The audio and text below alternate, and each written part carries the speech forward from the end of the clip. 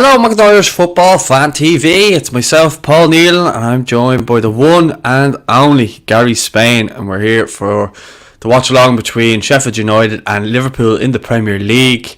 Gary, how's your weekend been? A lovely bit of sunshine out and about outside this lovely Dublin weather at the moment. How have you been finding it? It's fantastic. I was out for a walk today, a long walk actually. Got out for a couple of hours because it's a lovely day, best day of the year so far. And fortunately, obviously, we're still in lockdown, but I understand the reasons for that, obviously.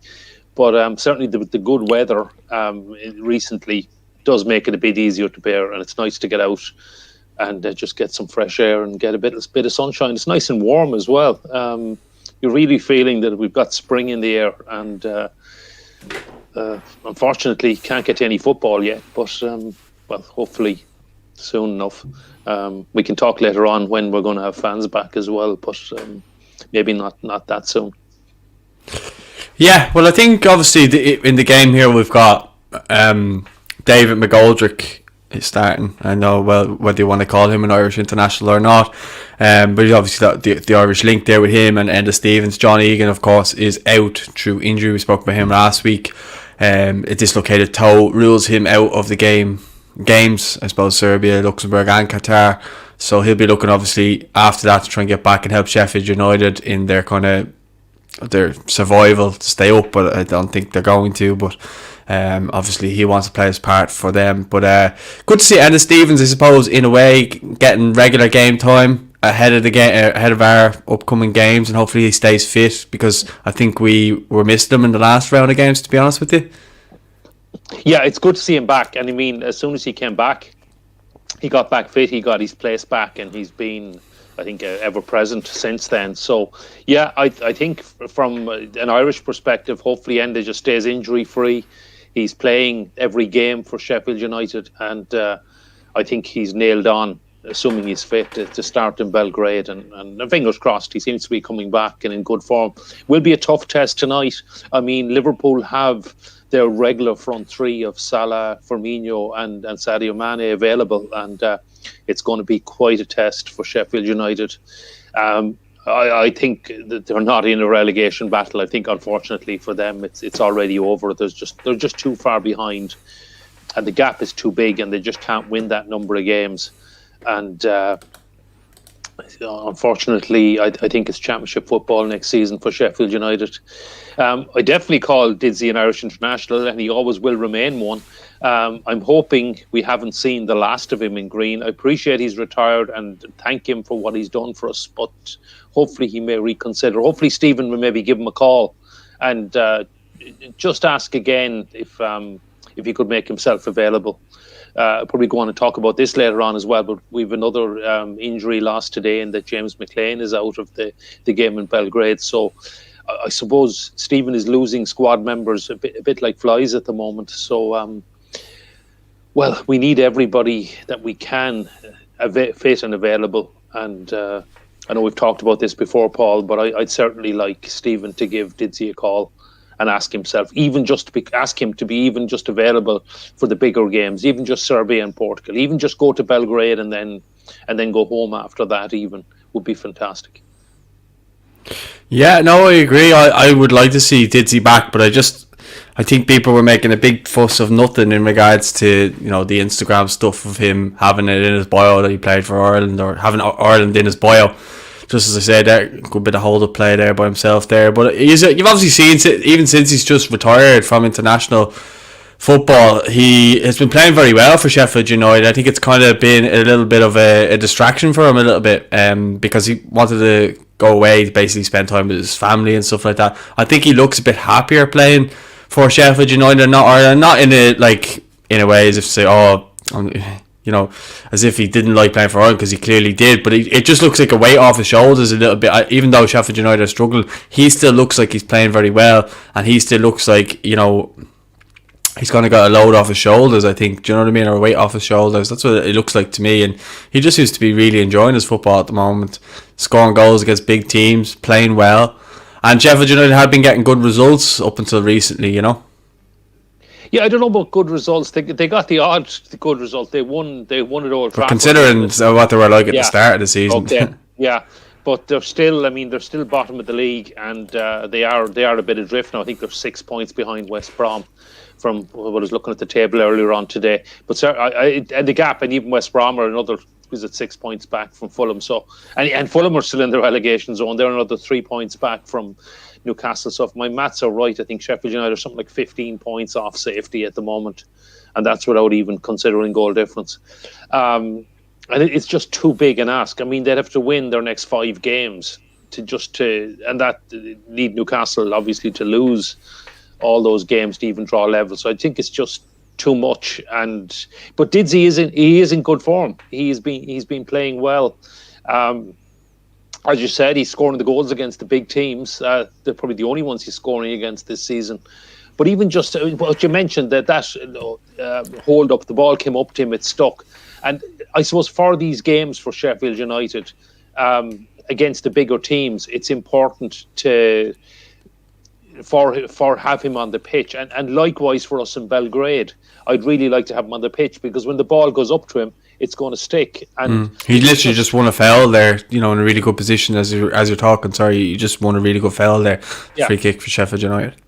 And so he just has that little bit of quality, that just little bit of time in the ball. And if we're under the cosh, which we will be away to Serbia, if we're under the cosh, he's an out ball. He's someone he can get on the ball, draw foul, as you said, and just give that extra couple of seconds to the defence, give everyone a little bit of breathing space, get the team a bit further up the field. And as you said, he scored goals against the big teams. He scored against Chelsea, Arsenal, Man United. He should have scored there.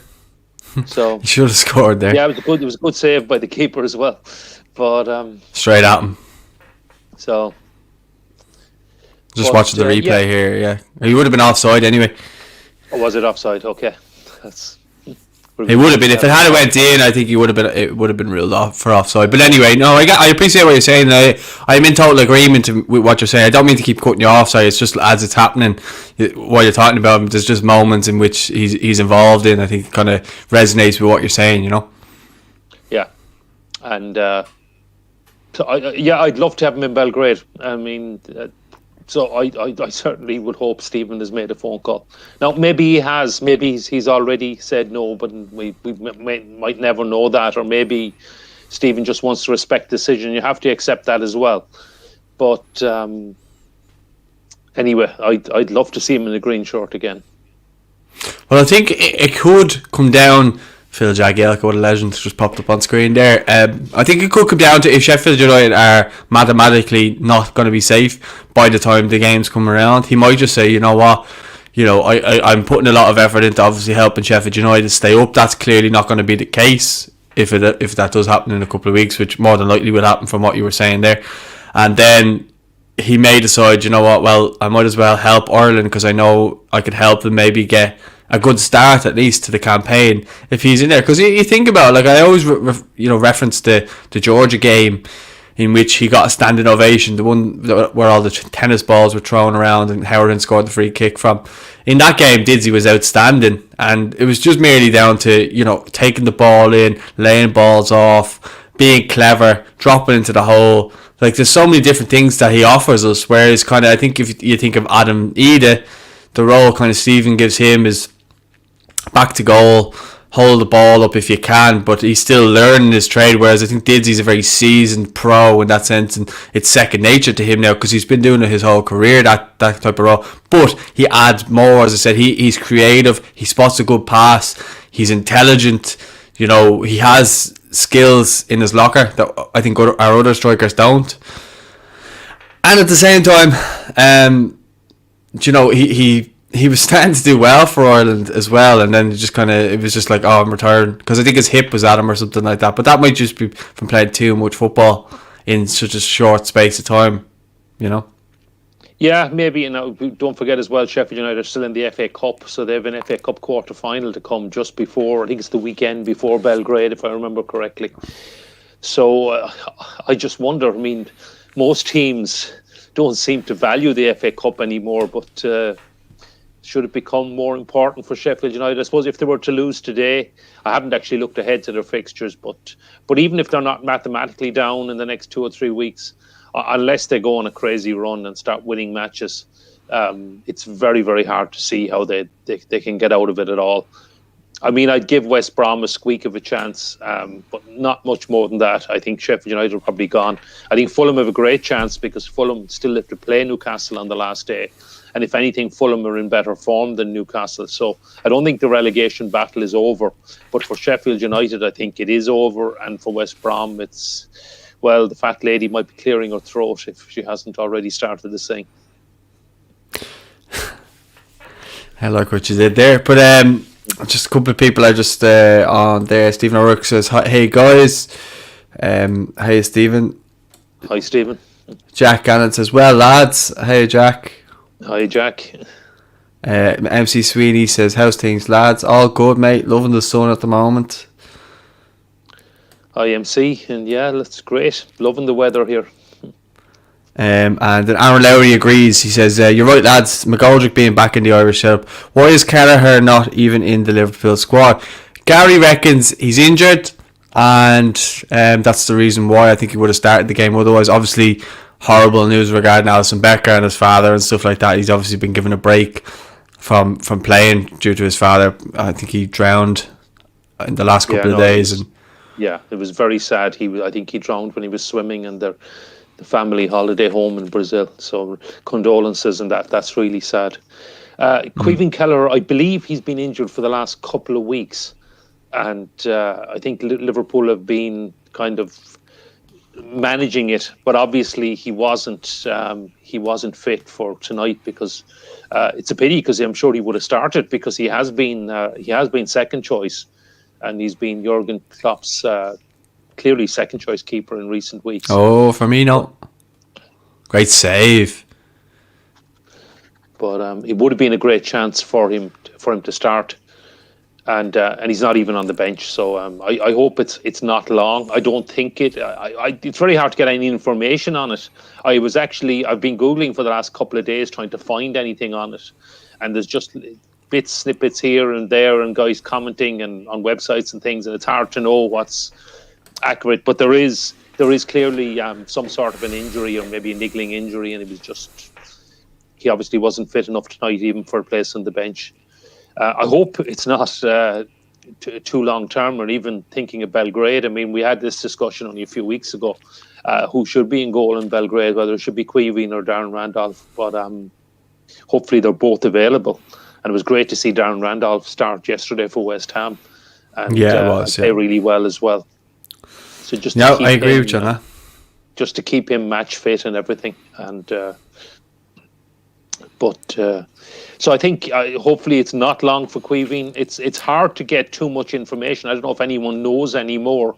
I did actually, I picked up on it and I'd done a bit of Googling on it, but maybe any Liverpool fans out there who are maybe following the right Twitter accounts or on the right message boards might know a little bit more. Yeah, well, I haven't heard anything. I actually thought he was going to start tonight, but for some reason he's not. I'm sure we'll find out. Sooner or later in the next. I suppose even by the end of tonight we'll probably hear about it. To be honest, but hopefully it's just a case of just a minor knock and he'll be back. Because even if he's not starting for Ireland, it's nice to have him as a cover for us if anything happens to Darren.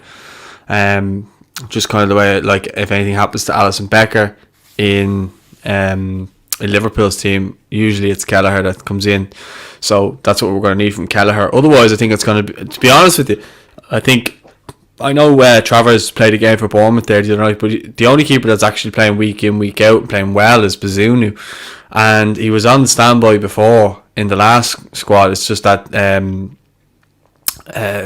Jim Crawford needed him for the 21s, and he would have been brought in by Stephen. Whether he got a cap or not is a different story, but I think that's more so why he would have stayed with the 21s, even though Ed McGinty played the game against Iceland anyway, but he did play against Italy and so on.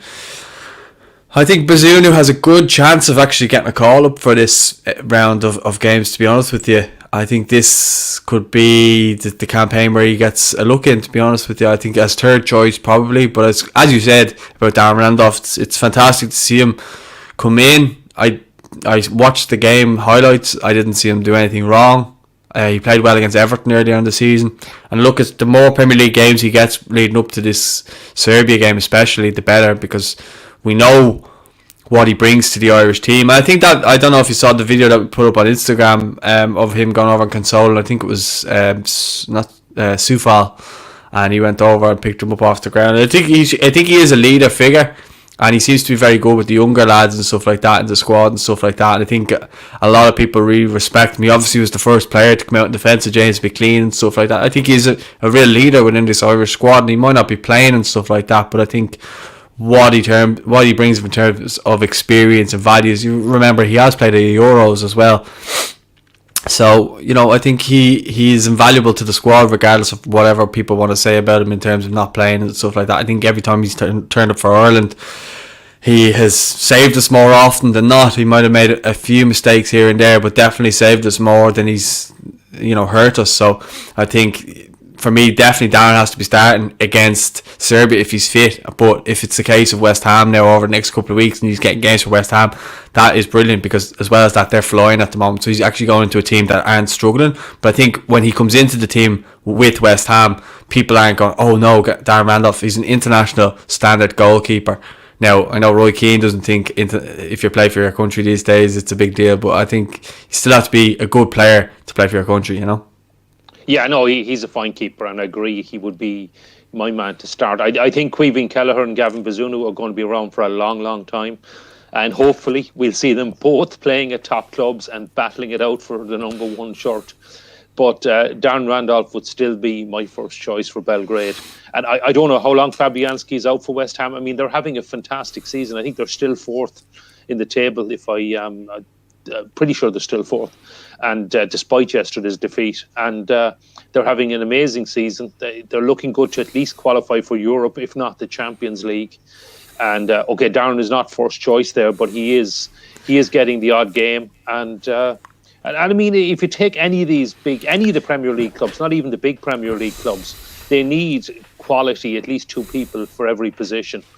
And I suppose at Darren's stage in his career, he's probably happy enough to go there for a little bit, and to go there and just to play a little bit. Maybe obviously not play every week. Fabianski is going to be first choice, but he is getting opportunities, and he's certainly not letting West Ham down, and he certainly won't be letting us down.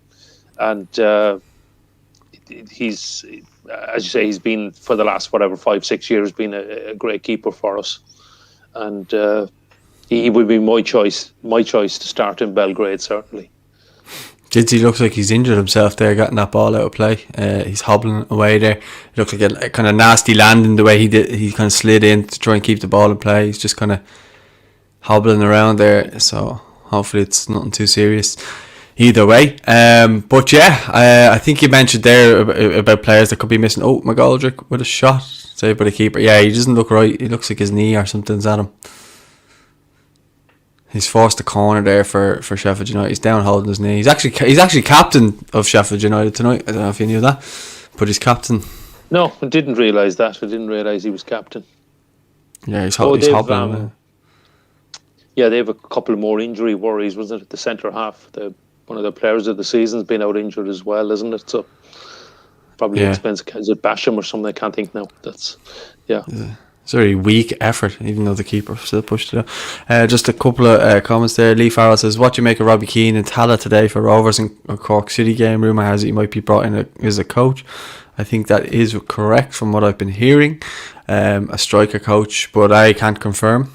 I've just been told that. Didn't even actually know he was at the game today, but I had heard a couple of things. Anyway, Alfie Conneely says Paulie was Shell's fan. Yes, so just go around wearing the jersey for nothing. Despite Aaron, how he likes to dress me photoshopped in Cork City gear every now and again. So don't be fooled by that. But yeah, okay. David Moore says Darrell O'Shea was very good for us at the weekend. Yeah, I believe he had a really good game for West Brom, to be honest, against Brighton, and I would start him. against Serbia. Whoever your partner, I think I would start him. Yeah, I think it's looking like at this stage it could be Darragh O'Shea and Kieran Clark, or does Stephen go for the experience of Shane Duffy? But yeah, I mean, he came in another clean sheet for West Brom. I don't know how they managed it to survive 2 penalty misses, and well, I don't know, but Lee Mason and VAR. If I was a Brighton fan, I wouldn't be very happy about the way that goal or what happened with that free kick. I don't know if you saw that, Paul, but it was absolutely ridiculous. Lewis Dunk, the referee blew for the free kick to be taken. Lewis Dunk took it, and before it entered the net, the referee had blown again and went over to VAR and disallowed it. But then Brighton missed 2 penalties as well, so I don't know what to say. It's and they're another team that are not out of the relegation mix by any means. Team that's playing really well and creating lots of chances, but just not scoring enough goals. And they're a few points ahead of Fulham. The concern I'd have for them and for Newcastle is that Fulham are actually in very good form. They're playing really well. They had been drawing a lot of games. Now they've started to win some games lately, and they could well go on a run, get themselves out of trouble. And not forgetting that Fulham actually play Newcastle on the last day of the season. And what a game that could be if Premiership survival is at stake. Yeah, well, I think Brighton actually are the best of a bad bunch there, in terms of that they play unbelievable football, usually play teams out the park and then get beaten because they ultimately just can't score the goals. I don't know, regards to the free kick, I saw that. It reminded me of Thierry Henry all those years ago. Do you remember he actually took the free kick twice? And he kind of went, was that good enough for you? Basically the second time. But we won't give him any praise here. Never heard of him. Yeah. But, you know, just that in that regard, I don't remember too many free kicks being allowed to be taken that quickly anymore anyway. So kind of, I think someone had mentioned, I think it might have been your mate Sam Allardyce after the game. It said, he's like, I don't remember the last time a quick free kick was taken. Yeah, he did say that, but I'm not aware of any changes to the laws of the game on that. And I mean, the referee blew his whistle. So as far as I'm concerned, if the referee blows his whistle, it's game on. And I mean, You're free to go ahead.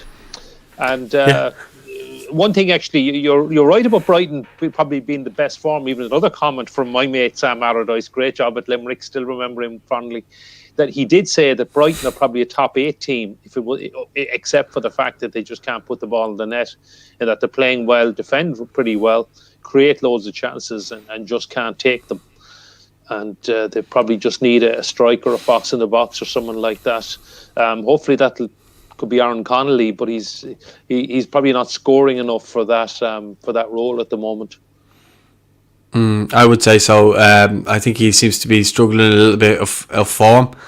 I think someone mentioned it there in the comments there, just about players scoring. Paul Kearney says, good to see Ida score today for Norwich. Do you think he should start in Serbia? I think it's a bit early to be called for him to start because he can barely get a game for Norwich. Great save again by Ramsdale. He is on fire tonight. It's about 3 or 4 really good saves he's made from, down at people's feet. But anyway, I think it's been a good week for Irish strikers. I think Shane Long has got 2 and 2, unless Bournemouth played over the weekend. I didn't see, but he had one last week and one during the week. And then very Shane Long like goals as well. Tap ins from close range, but again, you have to be there. Adam Ida's goal was a tap in from close range. Trying to think, there was another Scott Hogan scoring goals for Birmingham as well. A lot of our strikers at the moment, albeit wherever they are seem to be scoring goals, which is great to see.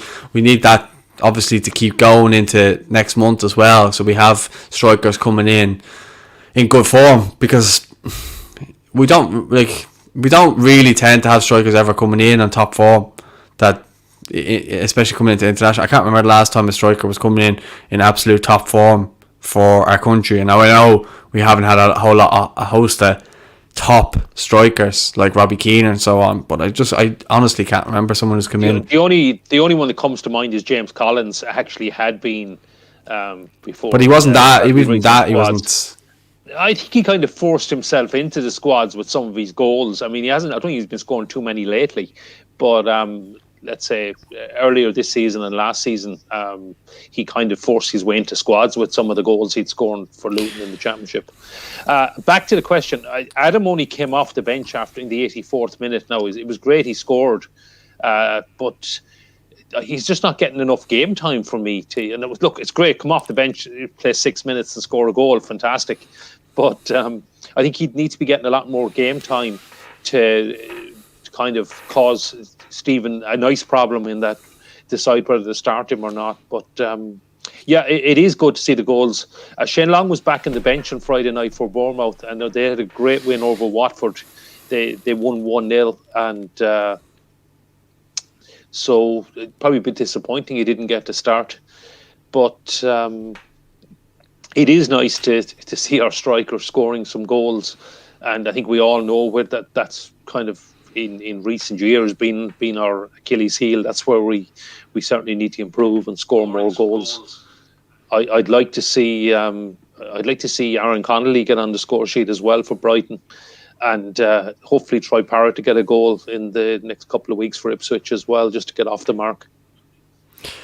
Yeah, I think he's been playing well, Troy, to be honest with you. I read a couple of things that he's been playing well, he just hasn't been scoring. Alan George scored a nice free kick for Ipswich as well to help them get a win yesterday. So it's great to see Judgy doing well as obviously Troy. I want to see Troy get a couple of goals now because people are just kind of focusing on the fact that he hasn't been scoring.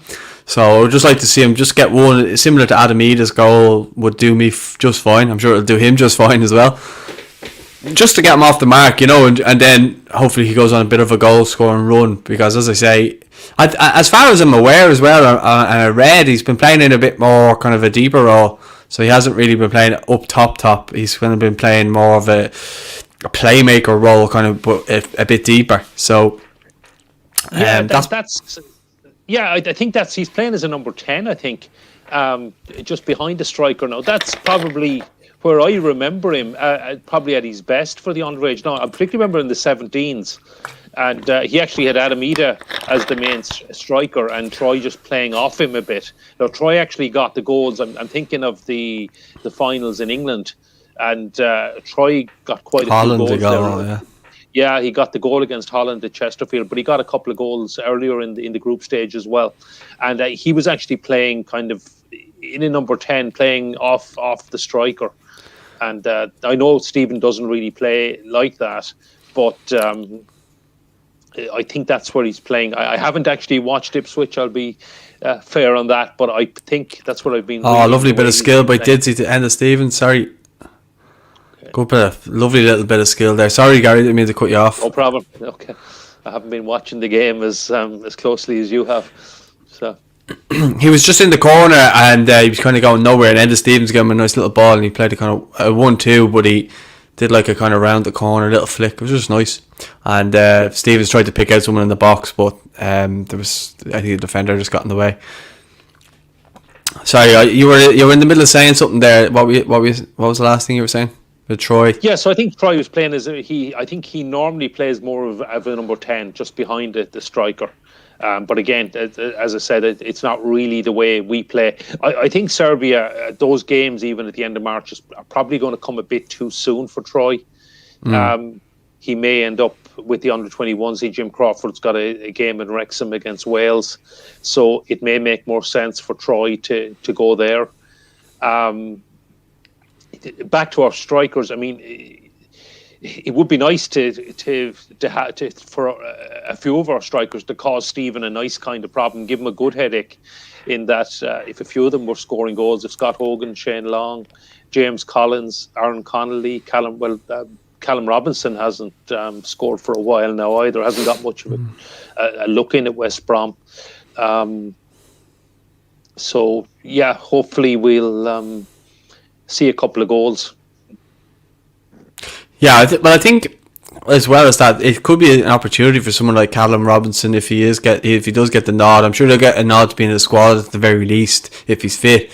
I think someone like him, it could be an opportunity for him to maybe get a goal and go back to West Brom in good form, and then kind of get minutes that way, like some of our players have done in recent times. I know Conor Hourihan has done it. He's still keeping up his good form. He's doing really well with Swansea, which is great. I think he's I think him and Knight right now at the minute are two midfielders that probably have to get into our team if they're fit, because they're just playing really good football. Knight again, he seems to be the star man for Derby, to be honest with you.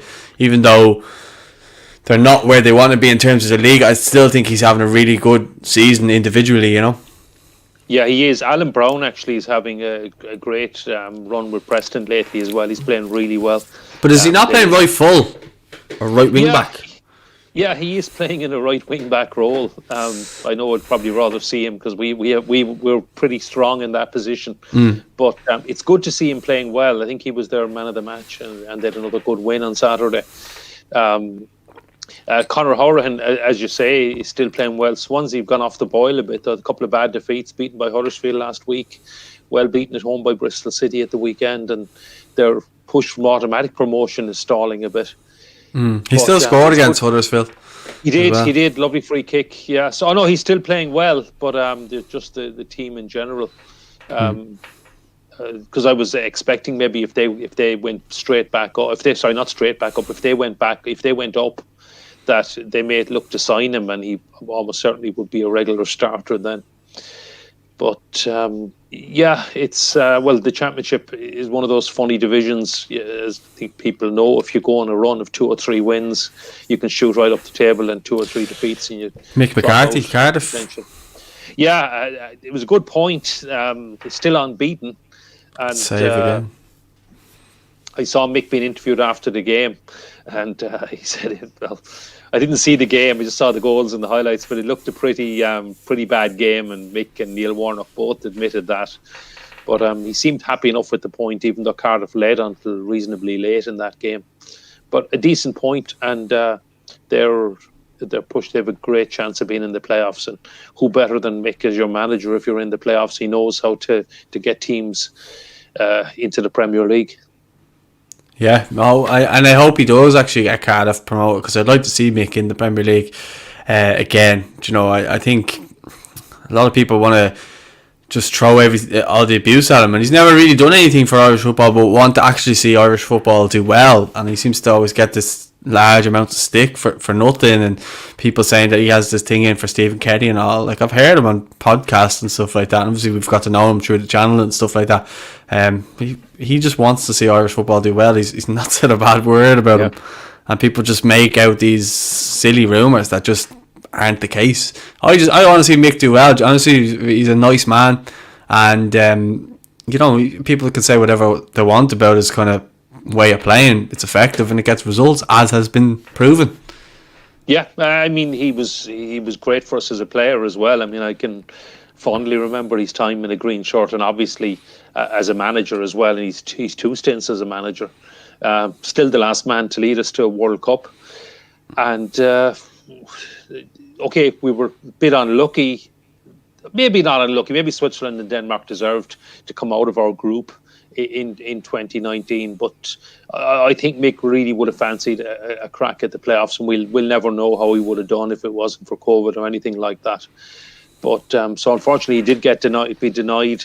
I know it didn't work out for him in Cyprus, but he's certainly come back with a bang with Cardiff, and they're on a fantastic run. They're still unbeaten. They've shot right up the Championship table, and they have a great chance of getting into the playoffs. And if they get into the playoffs, anything can happen then.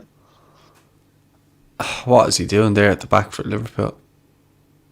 Oh, great save again by Ramsdale.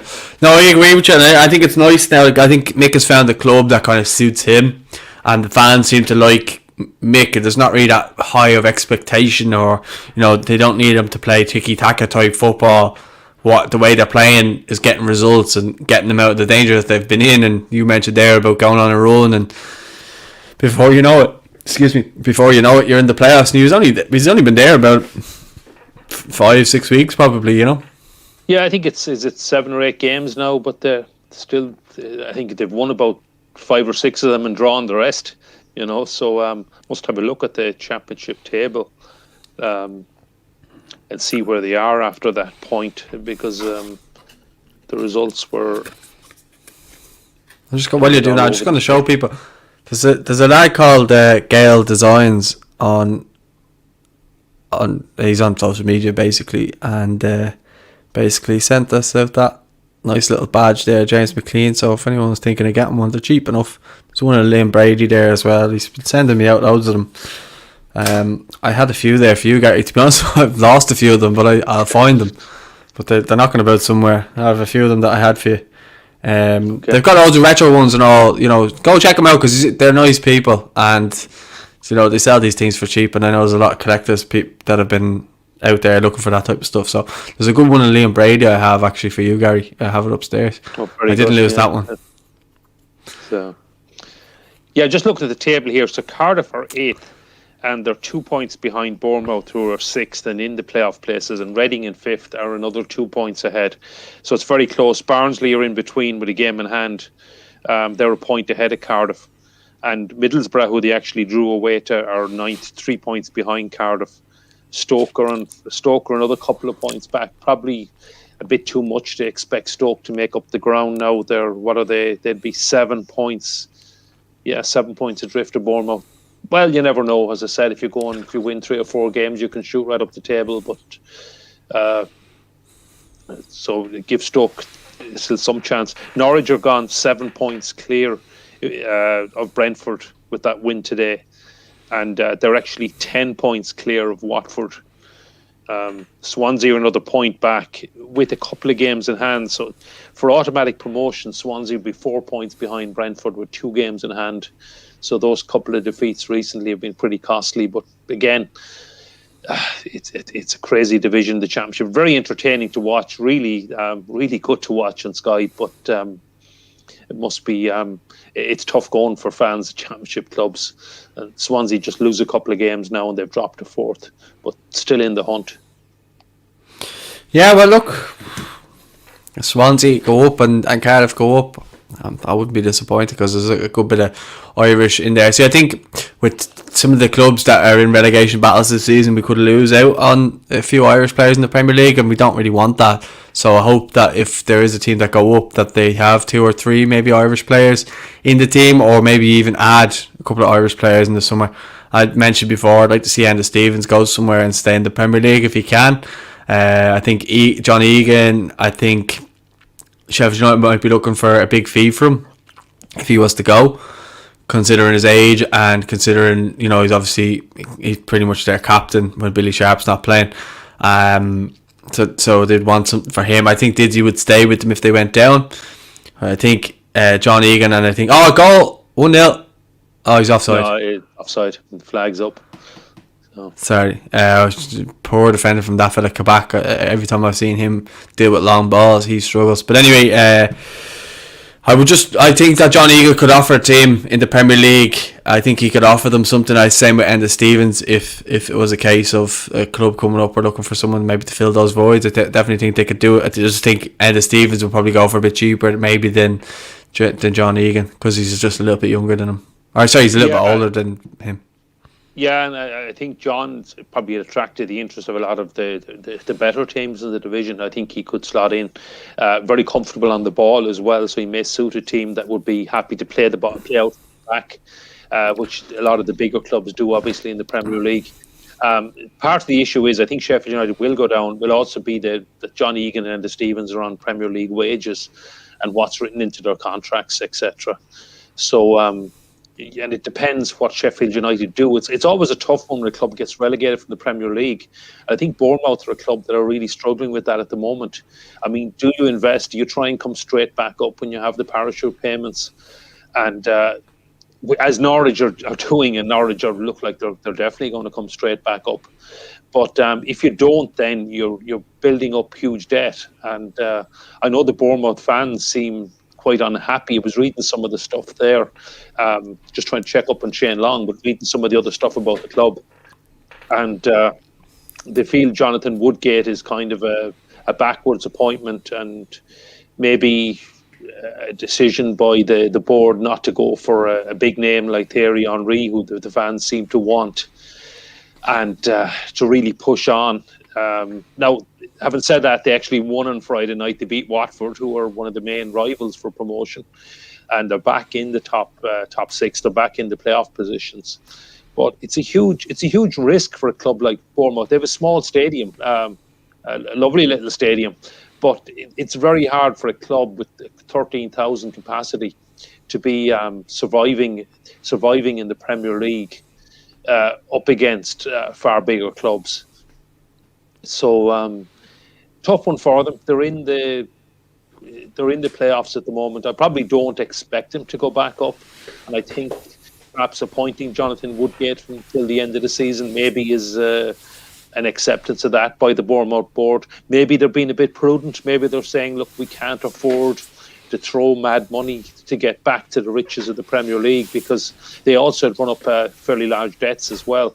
And Bournemouth, if people remember, not that long ago, were in the bottom tier of English football, and they were down at the bottom, and they were minutes away from going out of football, and minutes away from going bust. And it was a number of fans stepped in with their own money and saved the club. So maybe that's what, and it is the smart thing. I mean, I know we can all be, as fans of it, of a club, we're always saying, oh, spend some money, sign a new striker, sign a new defender. We know what we need. We just get the push on. We'll get back to the Premier League, etc. But sometimes you really have to make the tough decision and the hard decision not to spend that money and not to run up those debts.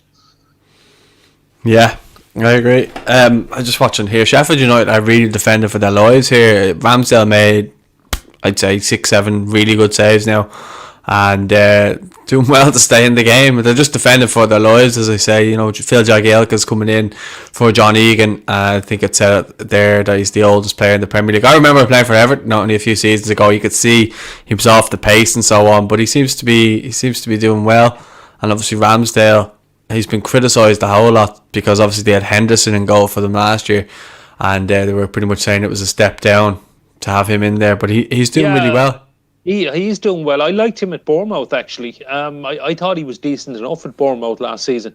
Yeah, I'd agree it's a step down from Henderson, who's gone back to Man United, and he's second choice and probably not too happy. I know he played in Europe and everything, but he's probably not that happy at being second choice, because he was superb last season for Sheffield United, and one of the main reasons they did so well and just missed out in Europe.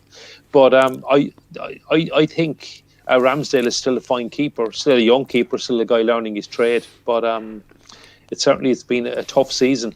But I think Sheffield United's problems have not so much been, we've talked about this before, they've been solid enough at the back, decent keeper, and it's further up the pitch. They're just not scoring enough goals to win games, and that's ultimately why they're going out of the Premier League. Yeah, just a couple of comments coming in there. Jamie Stephen Dunn says, well, lads, what's the story? The story is Liverpool are struggling here against a Sheffield United side. They can't seem to score. 7 attempts to 2. But I think Liverpool will win. That's the story so far. It's been a lovely day outside. I actually think I got a little bit sunburned, to be honest. But long may that continue. Oh, lovely bit of skill by Salah, but he trips over the ball. Axel Fox says, Mick has been a great servant to the Irish sit-up. I agree. Adam Ward says, who do you support? I support Everton and Shelbourne mainly, and Celtic. Gary. Well, now it's Treaty United. I've been a lifelong fan of Limerick FC. Unfortunately, we've had no team. I'm obviously living in Dublin for years, but I am originally from Limerick, and you don't change your team. And thankfully, I haven't said you don't change your team, but we have a new club from the league, from the city of Limerick. After having no club in 2020, Treaty United have been admitted to the First Division in 2021. So I'll be supporting them this year, and I will always support any Limerick team in the league. Are you not going to tell them the big news? Oh, that I'm okay. I'm also going to be involved in the club this season as well. They've asked me to be to help out and to be officially the club historian, but just to help out in other ways as well. So, looking forward to that. So there you go. Very own Gary Spain is the historian for Treaty United, and I do look. It's easy for people to say, "Oh, you can't support another team." It's like you didn't have. There was actually no team that existed anymore. So Treaty United basically are Limerick FC. I would say anyway. Probably need to be a little bit careful, because Limerick FC is probably talking off air about some legal. If though, have to be careful what we say. Limerick FC do still exist.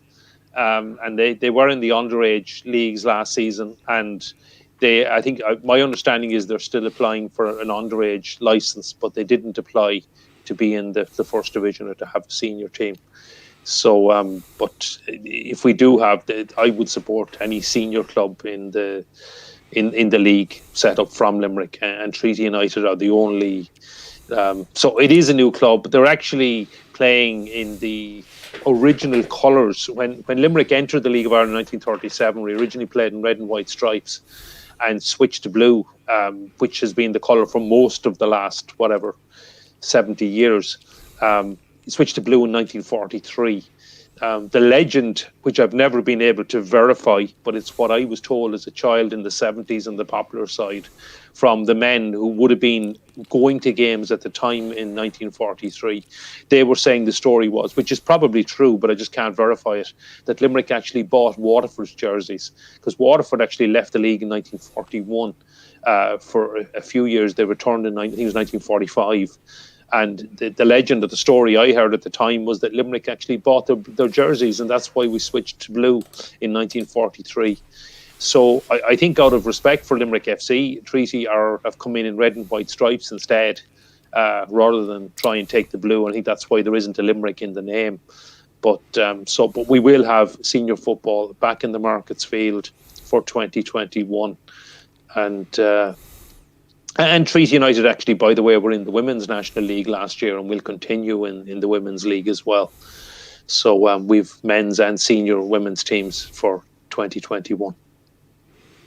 Yeah. Well, see, that's why you're the historian. People wouldn't have known these things about the colours and the kits and stuff like that. So there you go. Any other information or questions, get on to Gary. You can get him on Twitter, and he's pretty active on Twitter. He would be active on Instagram, but he's active on Twitter there. So if you have any questions you want to throw at him, feel free. I'm sure he'll help you out if he can. Happy to help, because I have a huge interest in the history, obviously, of football in Limerick, but also the whole country, and in the history of our national team, interleague, and everything like that. So anything you want to know, if I don't have the answer, I'll try and find it out. There's plenty of stories back in the history of Irish football we could go into at times as well. The ones we can safely talk about as well. But happy to chat. You'll find me on Twitter. Paul's put up my Twitter handle there. So. Yeah, this is just half time here, I think. Half time, yeah, half time. It's 0-0. Ramsdale's really kept Liverpool at bay. Amazingly, he's done really, really well. Just saying there, we've only got 3 likes on this video. Well, that's on Facebook. I'm not sure how many we have on YouTube. Get the likes in, guys. What is going on? Get your questions in as well. If you have any other topics you'd like us to speak about, let us know as well. Just someone had asked a question up there. Someone had said, FK says, thoughts on Anthony Barry. I obviously did a short, quick reaction video on him the other day. Basically, my knowledge of him, is that he's basically a defensive coach and a coach who kind of works specifically with set pieces. So I think that is something that we are kind of needing. Obviously, he'll probably bring more in terms of, I've seen him getting involved with the Chelsea team and stuff like that, and he gets involved with the players and stuff like that. So he won't be just assigned to that role, I'm sure, but his specialty, I suppose, will be that role at times, and I think that's exactly what we're needing at the moment. And I will miss Damien Duff, just because I always grew up watching Damien Duff, and he's one of the best players I've ever watched play for Ireland and stuff like that. So I have that affiliation of wanting to grow up and be like Damien Duff as a footballer and stuff like that. So he'll always kind of be a part of. I'll always have a soft spot for Damien Duff, basically, is what I'm saying. And I was sad to see him go, but I think Jonathan Hill had said in the press conference that he basically said that he tried to keep in touch with him for future, just in case. So I think that's good. I think that's a positive. Although it's not that many, but I think that was a positive. Yeah, I mean, I was sad to see Damien Duff go as well, and an absolute legend as a player. And we just talked about our last World Cup that Mick led us to, and Damien Duff was one of the stars, along with Robbie Keane, by the way, we talked about earlier as well, one of the stars of that World Cup. Yeah, so my knowledge of Anthony Barry is that he was very highly regarded at Wigan, and a lot of clubs, Liverpool and all, were looking for him. And Chelsea saw it as a great coup to get him there. He's a real student of the game, he thinks about the game a lot, big into tactics, how the game is played, trying to identify weaknesses in other club systems, etc. And he works very hard at stuff like that. And obviously he was brought to Chelsea by Frank Lampard. He nearly left. I think he was offered, was it the Fleetwood job he was offered, and decided to stay. And I think it's a great coup for Stephen, because I was talking about Anthony Barry being a real student of the game. I think we all know that's exactly what Stephen is like. He thinks a lot about the game. He knows the way he wants football to be played, and that's the way he wants to play the game. And I think it will be a meeting of minds. He obviously knows Anthony Barry, whether by reputation or whether they actually know each other, I don't know. But I can certainly see how they would be, I suppose, have similar ideas, because people have talked about getting Robbie Keane involved, and it would seem to be the obvious choice. But I'm not sure Robbie would have been the right fit for Stephen, because they're just different people and have different attitudes and think differently. And so I think Stephen is very much his own man, and he's obviously, Anthony Barry was a surprise choice. I certainly wasn't expecting it. I know people talked about John O'Shea or somebody like that, but when I heard it, I said, yeah, look, brilliant choice, and it makes perfect sense. And I really hope it works out, and we'll see what happens from there. Yeah, well, this is it. As far as I know, that's all I kind of know about him. I wouldn't have kind of actively been following him till now, because he's with Chelsea or whatever, and he's English, so you just wouldn't really have any real reason to kind of follow him. But I did ask Will Dalton about him and stuff like that, and he sent me over a link about Frank Lampard talking about how great he was and stuff like that. He came from Wigan, and as you said, he turned down the Fleetwood job, I think, after Joey Barton got the sack, or he left or whatever, and he was kind of tipped to go in there. He said no to it. Yeah, there's a very good article, and I actually don't subscribe to The Athletic. I probably should. I have, but somebody sent it to me back at the time. I think it was last summer, and I couldn't find it. I actually did go looking for it in the last couple of days, but there was a very good article in there. I can't remember who wrote it, about him, and that how much Liverpool, etc. I think it was Liverpool, maybe it was a couple of other clubs as well that really wanted him. And Chelsea, or Frank Lampard, I presume it was at the time, really courted him and saw it as a real coup to get him there. And just about his ideas, his tactics, things he'd seen at Wigan, etc. So I must try and, well, probably subscribe to The Athletic, to be honest, or else try and see, can I dig It's up good. I had it last year, to be honest. Yeah. I just haven't had a chance to do it. I think if you do it at a certain time, you can get a good discount on it or whatever. So just keep your eyes peeled basically on that, and you can get it you can pay for a whole year's subscription. I think last year I paid, might have been €28 for the full year or whatever. So it was a good little discount in the end. But it's definitely worth it. I think they've really good journalists on there who it's not clickbaity stuff. It is actual stuff that you would want to read, and information that you probably you would want, but also a good insight and stuff like that as well. So I actually think it's really good, to be honest. Not, this video isn't sponsored by them or anything like that. I am just telling people that it is good. So if you do get a chance to do it, I would recommend it. Yeah. But yeah, with Anthony Barry, let's just see how he does with Ireland. Hopefully he goes down as a success and helps us get to the World Cup in Qatar. That'd be fantastic, and we'll love him forever then. Yeah, it would be absolutely amazing to get to the World Cup. Someone there just...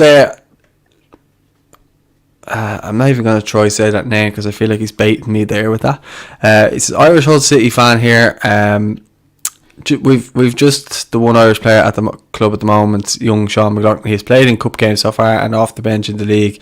Hasn't done much wrong. Yeah, he came from Cork City. He came over there with a bit of a reputation. I think he went on loan to someone and then came back to Hull. I think in the next year or two, I think he'll be pushing on into the first team and then kind of seeing how he does. He went on to say there, we'll definitely be in contention for the Irish setup soon. Yeah, that's what I thought. Drix Clab says, thoughts on Brentford? I haven't watched Brentford once this season, so I'm not going to lie and tell you I have. I don't know about you, Gary, but I haven't watched them. Yeah, I haven't watched them too much because they don't have any Irish player.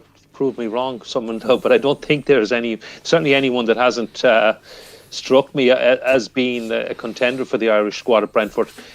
They had a great win. They came from behind at the weekend, and as we're saying, they're back in the automatic promotion spots at the moment, and probably desperately unlucky not to go up already.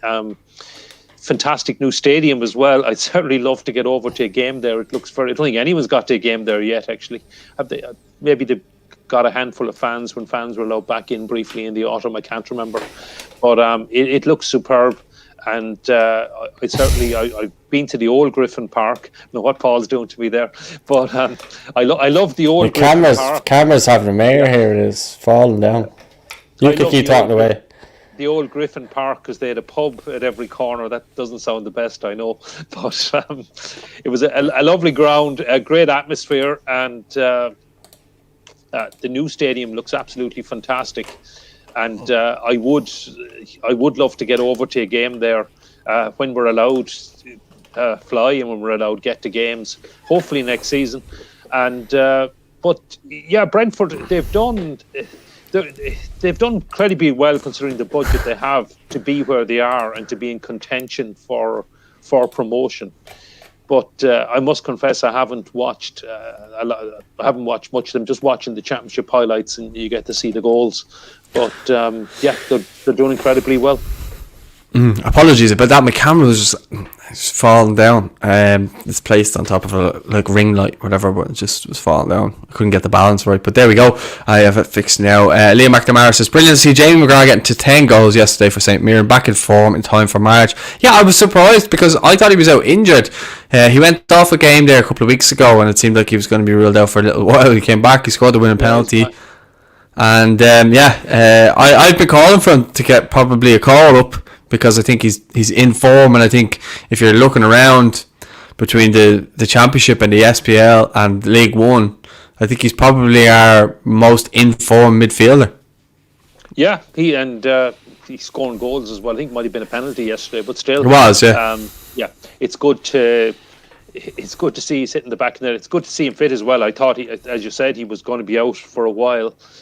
Good win for St Mirren as well. It looks like they're going to be in the top 6 when the SPL splits for the last. Probably a bit too much to expect them to qualify for Europe, but Jim Goodwin's done really, really well there. And I think it probably depends on what midfielders are available. I mean, Stevens, unfortunately losing some players, losing James McLean again today through injury. So O'Dowda's ruled out as well, by the way.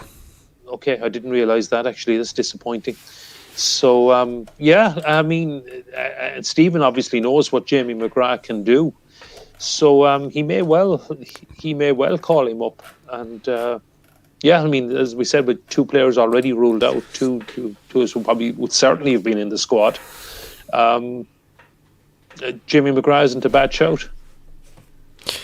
Yeah, I'd like to see him, as I mentioned before, I'd like to see him start. Or not start, sorry. I'd like to be in the squad and see how he gets on, because, as I say, you need players in there that are on form. He's obviously worked with Stephen Kenny before with Dundalk, so he knows how he's setting up and stuff like that. He'd be well used to it. So yeah, and he's just an absolute gent. If you haven't watched the podcast I did with him, maybe go and watch it after this. It's up on it's one of our recent videos on our channel, along with Josh Cullen and Aaron McAniff, who started as well for Hearts. Now that's appreciate is a league below, but I think maybe if Hearts come up next year, I think Aaron could be in contention for the national team next year. So let's see. I mean, Aaron's already been in his squad or called up for Stephen. Appreciate again with some injuries, and the Hearts will definitely come up, Paul. They're about 10 or 12 points clear of 8th in the championship, and they're definitely coming straight back up. I think they were probably desperately unlucky actually to be relegated last season. They were relegated on a points per game basis, having just found a bit of form, had beaten Rangers in the cup, and they probably. They were bottom, but I mean, it wasn't a full season. I think it's very harsh to relegate a club without a full season. And who knows, they probably would have found form and possibly got themselves out of trouble. But anyway, that's water under the bridge now. They will be back. And I think Aaron will, presumably he's playing regularly for Hearts in the Scottish Premier League next season. He will have to be in Stephen's thoughts as well.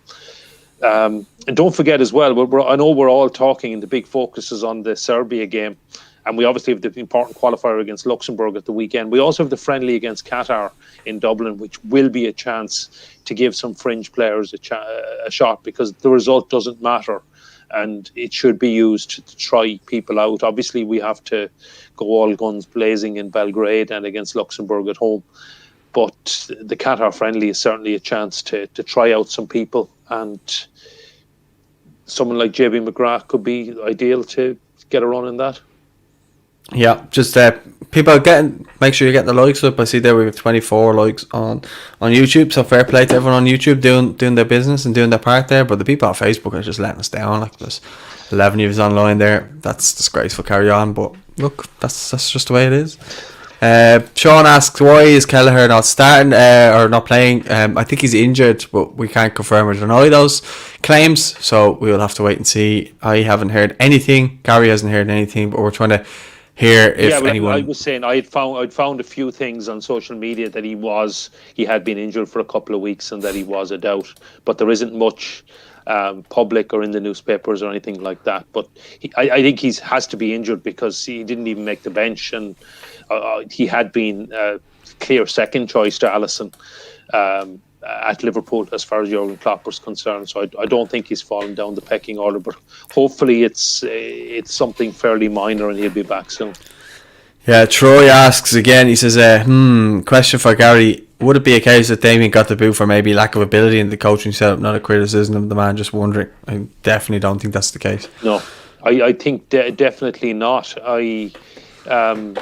Damien Duff is another person who's a real student of the game and someone who really studies tactics, and he was chosen by Stephen, and so I don't think that's the case at all. I think Stephen would have been very disappointed to see him go, and I think he has a great future in the game as a coach, as somebody setting the tactics, etc. And he's been very good as well working with young players. He did a job for Stephen as well, being the link man between Stephen and the players, which is going to be a tough role to fill. Probably not going to be filled by Anthony Barry, I suppose. I think Stephen will be looking at Anthony Barry for different things. But I think Damien has actually got great ability and is someone who has a real future in the game, is a real student of the game. I mean, we have other players, don't really want to go, other coaches and things who are more probably better at things like man management, etc. And maybe don't focus as much on tactics or strategy or anything like that. But I think Stephen himself is very much someone who studies the game, studies how to formations, how to find space, etc., how to break teams down, how to defend. And I think Damien himself was a meeting of minds. And I do think it does seem to be a case that Damien was upset at what happened in November and felt at this time he didn't want to work for the FAI anymore, unfortunately. And I think he will be missed. And I don't think it was Stephen's choice. No, and he's continuously wished Stephen well, which clearly says to me there was no issues there. He could have just been like, oh, whatever, I wish the team well, but he specifically said Stephen or whatever. He seemed to like Stephen as well. So, look, it is what it is. There's nothing we can do about it to change the course of what's happened. So, just have to get on with it. Finn Jordan says he knows Kelleher. Good for you. Is that Kareem Benzema rumour fake? Obviously. Finn Jordan says Jamie McGrath should be in the Irish setup by March. Agreed. I don't know if this is a wind-up or not. He was at Dundalk, but I don't know about the Irish setup. Maybe he's from Drogheda. I know he was at Dundalk as a goalkeeper, but I don't actually know who he's playing for first choice now. But I think I don't know about a future Irish keeper. I haven't seen him. I've been aware of him, but I actually don't know who he's playing for now. Maybe Drogheda, but the last I'd heard of him, he was reserve goalkeeper at Dundalk, but that was a couple of years ago. Darren O'Hardenady, I hope I said that right. Forgive me if I didn't. He said, what do you think about Robbie Keane getting paid for the FAI to do nothing, and why did Kenny not want him? There's a goal for Sheffield United, I think, or there's ball in the net. Just as it must have been ruled out. Just with the Robbie Keane thing, don't know enough about it. Like, people go on saying it's this and that. There's obviously some sort of complication there with the contract, and Jonathan Hill said like he is gonna look to speak to him to try and get him involved in some setup while he's being paid, whether that's through youth team or whatever. But I don't really think it's something you can speculate till you know the full details on. And I don't know why. I don't think him and Stephen Kenny had the same kind of train of thought when it came to football. And I think, as Gary mentioned earlier, I think Stephen had his own ideas, and I don't think he's seen Robbie as the right fit at the time, which we can understand. That he wants to have his own coaching set up and choose his own coaches, and he did. That's my thoughts on it anyway. I don't know about you, Gary. My thoughts is Robbie's still getting paid because he has a contract, and the FAI gave him, I think, a 4-year contract in 2019. So 1-0. 1-0 to Liverpool. Jones. Bit of a dispute whether the ball crossed the goal line, but it doesn't seem to have. I presume VAR have checked it. So Robbie has a 4-year contract, so he's still going to be paid unless he goes and takes another job somewhere else. I think Stephen. I think it would have solved the problem for the FAI if Stephen wanted him.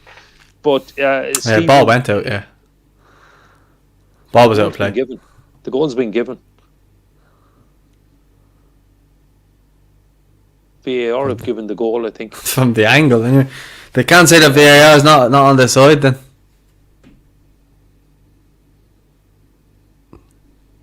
It looks like maybe just a little bit of the ball, the whole of the ball maybe just didn't cross the line, but it's very, very close. The goal's been given, as you said. Yeah. So. Yeah, you were saying anyway about the contract. Yeah, so he has a contract. I'm sure the FAI would. So the reason he's still being paid is because he has a contract, and you can't blame Robbie for that. I mean, he hasn't got another role, and so the FAI still have to pay him unless they do a deal to pay him off. It probably would have solved the problem if Stephen wanted him, but Stephen clearly didn't want him. I did say that Stephen had chosen Damien Duff and probably Anthony Barry because they're probably like-minded. I think Robbie has different skills. He'd be more of a man manager, maybe motivational, etc. And so he'd just be a better fit for somebody else and not for Stephen.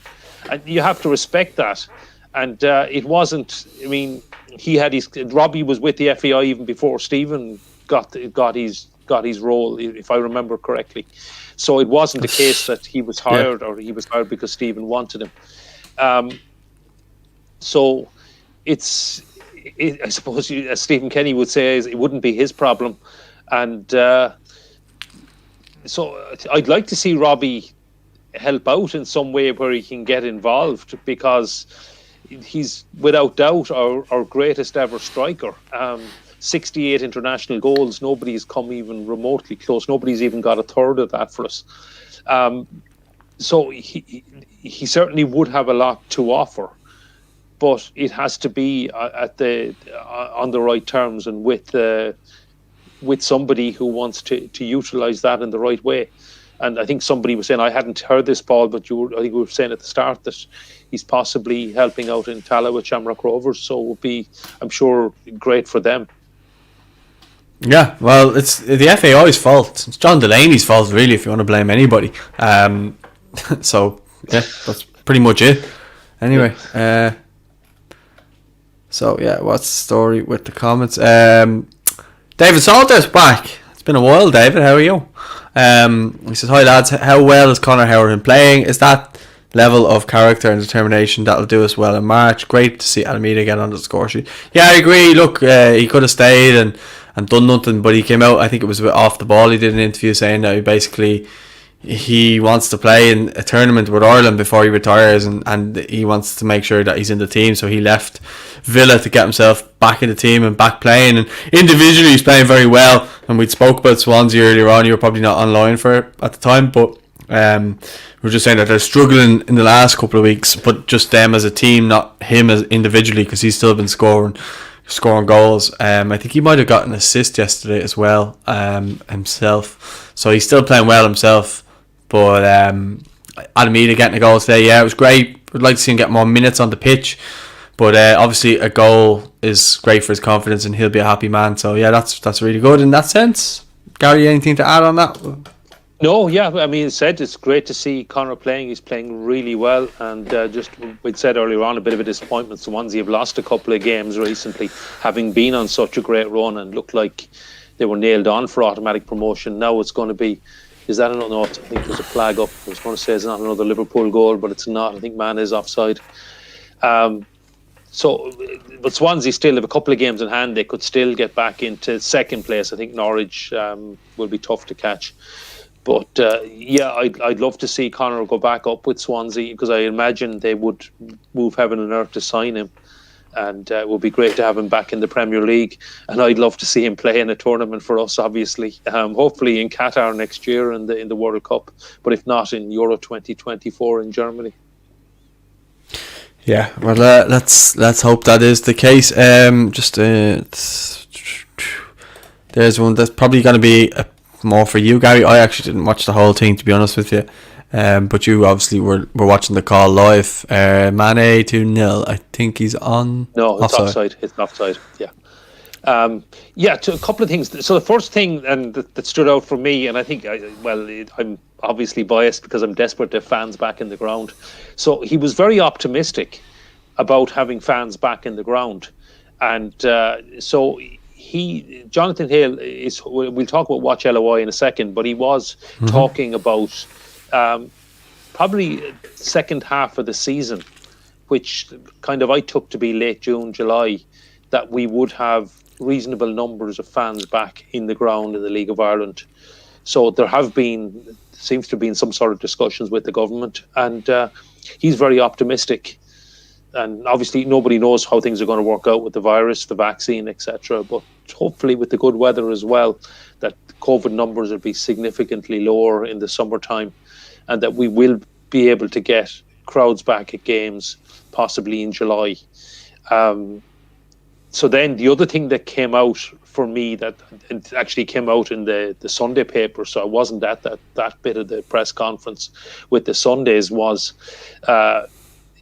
so there was talks on Wednesday with UEFA, the government and the FAI, and apparently it seems, according to the Sunday papers, that the Euros in Dublin, that UEFA are basically keen and probably insisting on having fans at the games in June. Now, and they are talking about possibly moving the games out of Dublin if we don't have fans. Now, well, personally, look, I was delighted we got the games in Dublin. It would have been amazing to qualify. Obviously, that's water under the bridge. I still have tickets. I didn't take the chance to sell my tickets back in January, even though we've missed out on it, because I'd still like to go to games. So I'd still hope that we would have fans. And maybe this follows on to the League of Ireland, why Jonathan Hill was so optimistic as well. I think having crowds in the Aviva, any kind of big numbers, might be a little bit optimistic for June, because you would have had to have crowds. You would have to have warm-up events as well. You couldn't just start on the 15th. Is it the 15th of June that the first match is? Around the middle of June anyway. You couldn't just rock up and have crowds at, what is it, Poland v Slovakia? Yeah, it is Poland v Slovakia, the first game in Dublin. So you probably would need a few warm-up events in May. And you'd need to make the decision at the very latest in early April. And I think it just might be a bit too early for our government to say, sometime in late March, early April, that it would be okay to have crowds. I think it would just be too soon. So I would be concerned that we could be losing the games. And the story in today's Sunday Times that I've been paraphrasing effectively is that we are at risk at losing games, losing the 4 games if we can't have some sort of crowds.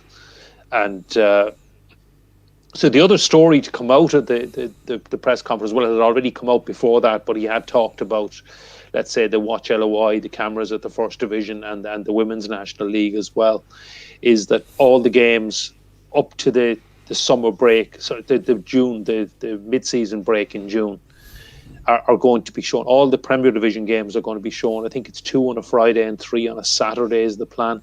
So they're all going to be shown. And there will be cameras at the First Division, which are similar to the Scottish Championship, so they automatically follow the game. Now, I know there was an issue last year when the cameras started following the bald head of one of the linesmen, and they meant to follow the ball, but they mistook the bald head of one of the linesmen. I think it was at Inverness Caledonian Thistle. It's actually very funny if you watch it. It is available on YouTube, but hopefully we won't have that. I can't remember have we any bald linesmen in the referees' assistants, as I probably should be calling them these days. But anyway, so we will have these cameras following in the First Division, and they will also, the opportunity will be there for First Division clubs to provide their own commentary as well. And also that there will be some games from the Women's National League shown on the website as well, and they'll actually be free of charge and available. And so it is great. I mean, I think it's hugely important as well that when you can't go to games, they have to be available to people to watch from home. And I think it's a great job by the FAI, by RTE and whatever to make sure these games are available. I was very disappointed to see that we won't have a highlights programme on RTE. And I think that's a big blow to the league. I think rather than cancel it, I think more work should have been done to invest in it and maybe get it out a bit sooner. By the time it was coming out on a Monday night, people had already watched the goals on YouTube or on clubs' channels or wherever it was. Well, I just don't understand, Gary. Yeah, sorry, this is relevant to what you're saying there. I just don't understand why someone like the SSE Electricity League, whoever's running that platform, I know it's the FAI, but whoever's in charge of that isn't going and saying, do you know what, okay, let's maybe get someone within the FAI who could present a show, and then you have, I don't know, you could get someone like, I don't know, Con Murphy or someone like that, like they had the Greatest League in the World podcast or whatever, and they could have someone like Conan Byrne or something like that, and then they have the highlights themselves because they own them pretty much, and make a highlights show. It wouldn't be that hard. Like we pretty much did one before until we were told we're not allowed to have the highlights anymore.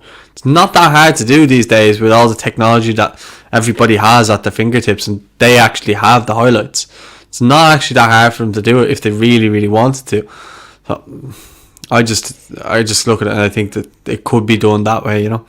And you're right, Paul. I think it probably will be done that way. I mean, the FAI have actually done quite a few things for YouTube. They streamed some of the underage finals on YouTube there before Christmas. So I think they actually will. Now, I think it would have been better to have it on the national broadcaster because it is more available to more people. Well, it is and it isn't. Because it's not available to people abroad. So if they had brought out a version on YouTube as well, then you're killing two birds with one stone, and that would work better, you know. But I agree with what you're saying. Yeah, well, I mean, RT did have it on the player and everything, but I mean, people like my dad, he's never been on YouTube in his life, and at this stage in his life, he's not going to go on YouTube. He would always sit down and watch the Soccer Republic. He'd watch the live games, and he would have a huge interest in that. It's funny, actually, on another aside, because I'd often be chatting to him, and if there was a championship game on and there's a Champions League game on, he's nearly always watching the championship game. Now, I don't know what that says on TV, but he'd actually much prefer to watch the championship than watch some of the big Champions League games. But he would love things like Soccer Republic. Now, he's not going to go on YouTube, but yeah, you would have... I think the FAI probably will do something like that. As you say, they have the capabilities, they own the rights, and they can easily show them. But I would prefer to have it on mainstream TV. And it's also, I think, just a bit of a public service from RT, because all these things don't have to be there to make money. I mean, RT is a public service broadcaster. We all pay a very expensive license fee for this. And some of it is that our National League, at least the Premier Division games, the least we can expect is highlights. Now, I know there's going to be some live matches and all that, but I think a highlights show, maybe a bit sooner, maybe quite sooner after the games, is not too much to ask. Yeah, I would agree with you in everything you've said there. And I think, yeah, hopefully something's organised and sorted in that sense, because it'd be a great shame if it wasn't. Just with comments there. Val McGuire says, what's the situation with Sean McGuire? Is he injured? Does anyone know? I haven't heard anything about Sean McGuire at the moment.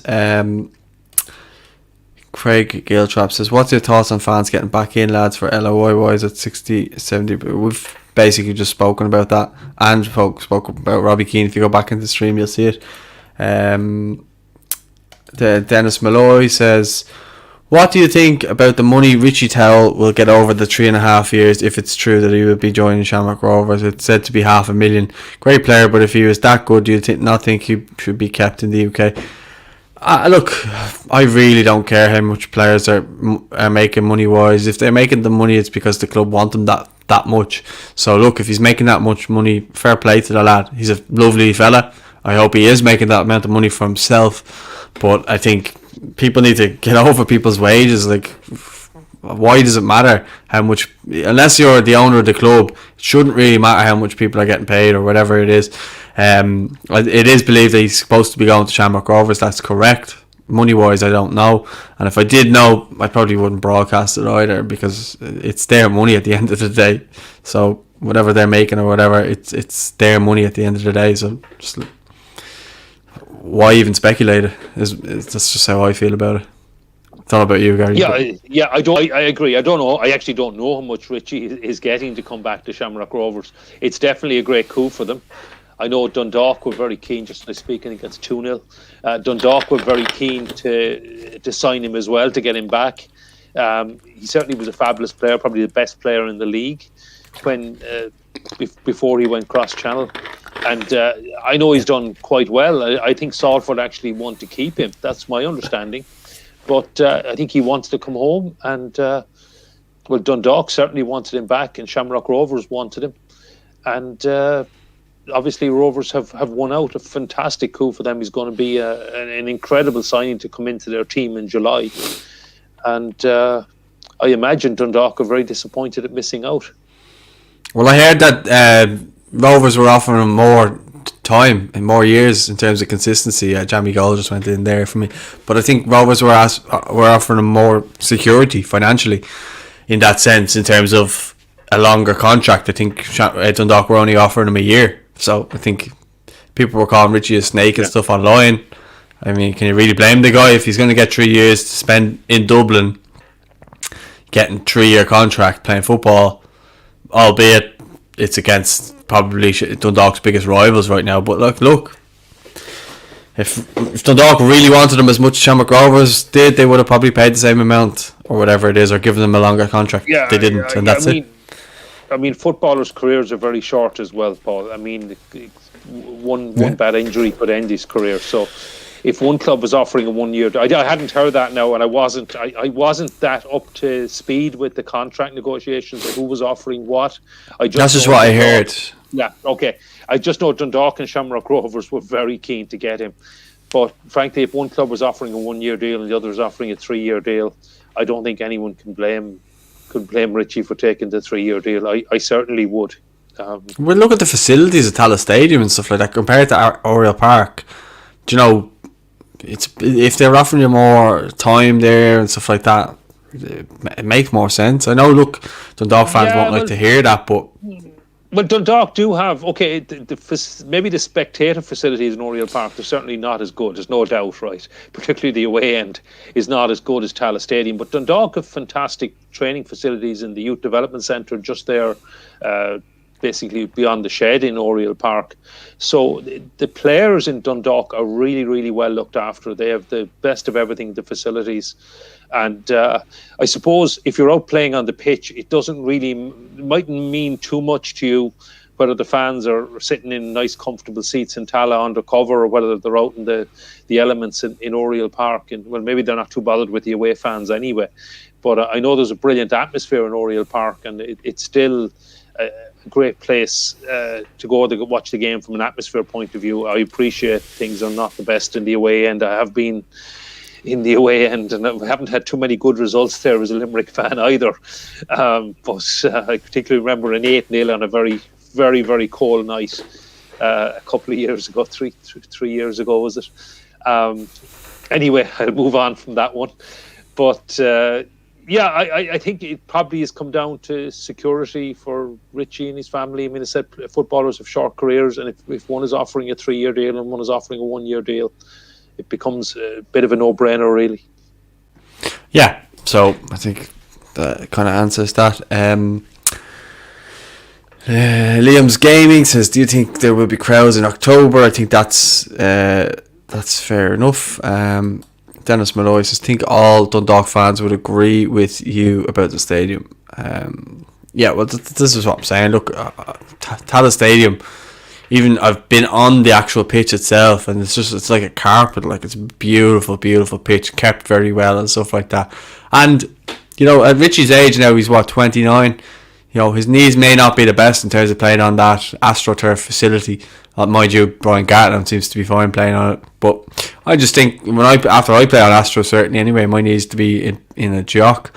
And if you get to play on a pitch like Tala Stadium every week, look at Jack Byrne, he flourished because of it. So look, I think it is what it is. But yeah, back to the crowds in October. I think that will be the case. I think before then, we'll be looking to get fans in. Do you know what I mean? We're lucky in the sense that we still have to go and cover games and stuff like that, but we don't. I don't like going to games without the fans there. This is Irish Football Fan TV. We want to see fans there. Do you know what I mean? It's a very soulless place without the fans. It's like going to a training game or a pre-season game. It's just not the same feel. Even Ireland games. And Gary's been to the away ones and I've been to the home ones, and it's just not really that enjoyable without fans. The atmosphere, the buzz about the place, going to the stadium, maybe having a pint before the game, chatting to people about the game on the way to the game. That's what it's all about for me, and I miss it. I hope they come back as soon as possible. So you were going to say something there, Gary, while I was talking. Yeah, so just a couple of things. First of all, going back to the pitch in Tala is superb. South Dublin County Council do a fantastic job on it. And it's a huge help, and particularly for a club like Shamrock Rovers and the way they play, they really need a good pitch, and they hugely benefit from that. And long may it continue, because as a neutral, it's also great to watch. So look, it's been a privilege, and I've really enjoyed being able to go to games. But as you said, Paul, it's not the same without fans. Jonathan Hill was very hopeful that we'd have crowds back by late June, early July. Maybe I think you're talking somewhere between 10 and 30%.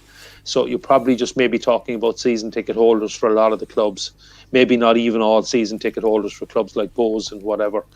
It'd probably be ticketed off like it was before. You know, you might have draw to do a raffle or whatever. All that. Yeah. And I know even when when limited crowds were allowed back in last autumn, I think. I'm trying to remember now, but I know you could buy a ticket for Athlone for I think all games really. I think even Bray, I'd heard that it was possible to get into. I was talking to someone who actually said he got into one of the Bray games by buying a ticket. I actually thought they had to do a raffle for season ticket holders as well. So, but for most clubs, I think given the size of the stadium, the number of season ticket holders, you may be able to get all or most season ticket holders in. Someone like Bowes, I know they have a lot of season ticket holders, and Dalymount's capacity is down to about 4,000 these days, even less than 4,000, I think. So if you're at maybe a third capacity max, they may struggle, but at least season ticket holders will get to quite a few games. So from the League of Ireland perspective, Jonathan Hill was very hopeful, and he obviously knows far more than we do. And I loved his optimism, and I really hope he's right that we'll have fans in late June and July. I think certainly if you're looking across the water, the Premier League will have fans on the last day of the season, and possibly now they're saying the second last day as well. They're actually going to change the fixtures. So I think once we see crowds on TV in the Premier League, I think there'll be a huge push here to get some crowds in as well. The GA season will probably be up and running as well. I'm sure that's going to be up and running by June, July. So they'll have a big push on to get crowds in. And certainly from the national team perspective, I would be very, very hopeful now that we would have crowds at the home games in September.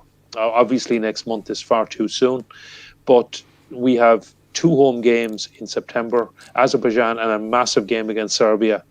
And I would be very hopeful that we would have at least a decent, maybe even half capacity, maybe even a bit more for the Irish games in September in the Aviva.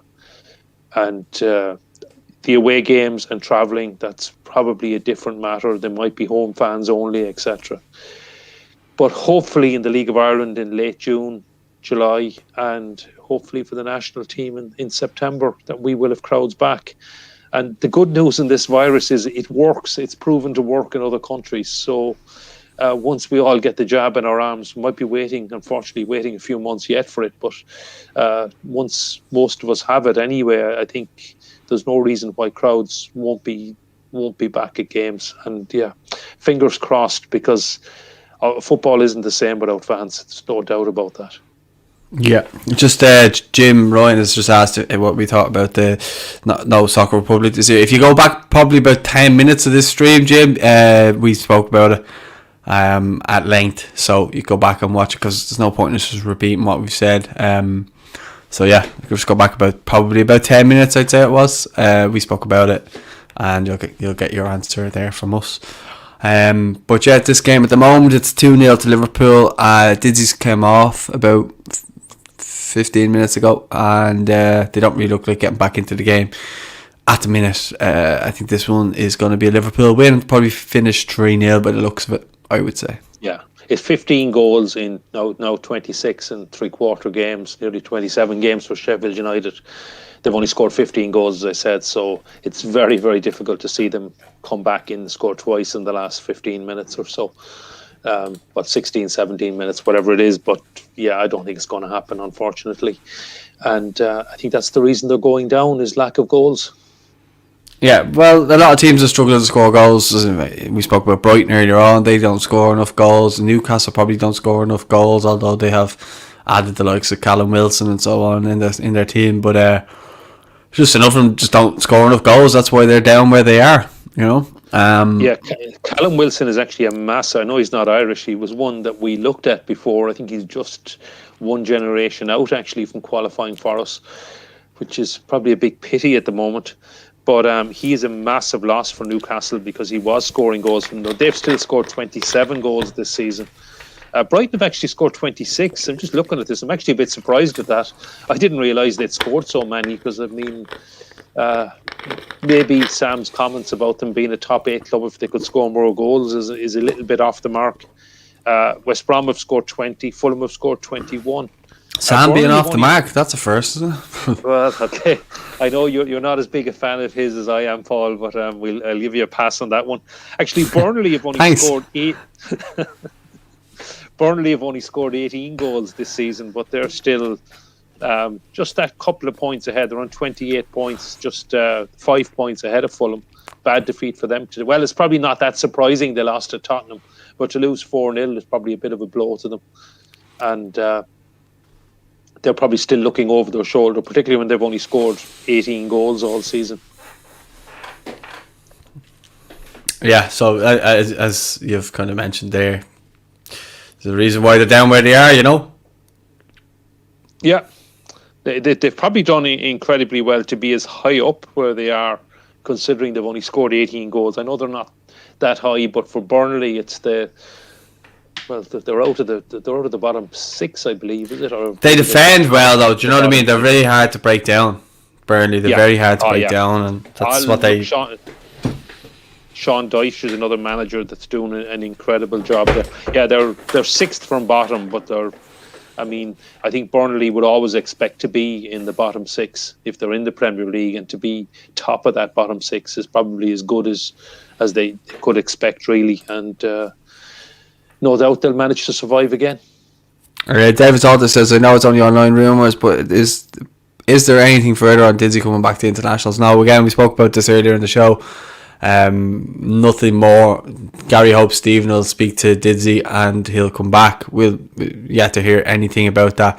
In the next couple of weeks we'll probably have press conferences and stuff like that, and I'm sure Stephen will be asked about Didzy and a couple of other things and a couple of other players and stuff like that. I mean, it's only I would say the squad will be announced within the next 2 weeks, so I'd say something will be said about it then. And then he asks, how does it feel now that Everton are the best team in Liverpool? It's fantastic. I don't know, I think I was on last week with you, Gary. It was last Sunday, so I was buzzing since then. Everton don't play till tomorrow night, so I'm still celebrating till then. Probably lose tomorrow, but yeah. Yeah, it was some win at Anfield, and I saw, it's not my stat, it was, I can't remember who said it on Twitter, but the only two teams to have played at Anfield this season and not won at Anfield are Liverpool and Manchester. Sorry, this year, this is 2021. The only two teams to have played at Anfield and not won at Anfield are Liverpool and Manchester United. So some stat that, as we're heading into March tomorrow. Yeah, I think they're obviously struggling just with the fact that they've had injuries and stuff like that. Shota's been actually a big loss for them. I think he came in and started doing really well, then got injured. Van Dijk obviously is the other one, and Matip and Gomez. So they've had injuries in key areas now. Henderson as well. So. But still, they've been still grinding out results against other teams and stuff like that. They'd be expected to beat the likes of Sheffield United and stuff like that because they're without Egan and stuff like that as well. But and they are comfortably beating Sheffield United, in fairness. And I mean, look, they'll probably still finish in the top four. They'll still qualify for the Champions League. They may still win the Champions League this year as well. I don't see that happening. I wouldn't rule it out, Paul. I think it's very open, and they had already. Man City will win it. They're already in the quarterfinals. I don't know about City. I mean, I've kind of fancied City to win it a few times, and they just seem to flatter to deceive sometimes. Now they've looked really, really good this season. They've already sewn up the Premier League, and maybe this is their year. And but I don't know. They can be the best team in the Premier League, and clearly the best team. As I say it, is that no, it's gone wide. Man City can be the best team in the Premier League and lose to. Remember, they lost to Spurs in the Champions League. They lost. Trying to think who else put them out. Liverpool put them out when PSG was it? Last year, PSG, I think it was. No, last year it was Lyon, wasn't it? Oh, Lyon. Sorry, I knew it was French club. Yeah. Sorry. But Dembele. Liverpool put them out, I think, about 3 years ago when City were miles ahead of them in the table and looked a far better side. So there's probably something wrong with City, and I would never rule Liverpool out in the European Cup. I know I'm showing my age now, because I remember it as the European Cup, and I certainly remember Liverpool winning it on a regular basis. And I would never rule Liverpool out of that competition, and they're not that bad. I know they've got issues at the back. I know all the injuries you mentioned, but the front three, Salah, Firmino and Mane, were all starting tonight. They all look fit. Jota is injured, but they're not firing though, Gary. They're not firing the way they were firing, but they're not that bad. They've been crap recently. Yeah, but they've gone through I mean, they're still class players, and I just can't. I'd never rule them out, and I think I wouldn't make them favourites to win the Champions League, but I think they've 1 foot. They're as good as already in the quarterfinals, and. Depends. There are not that many teams I'd fancy to beat them, and you never know over 2 legs what can happen.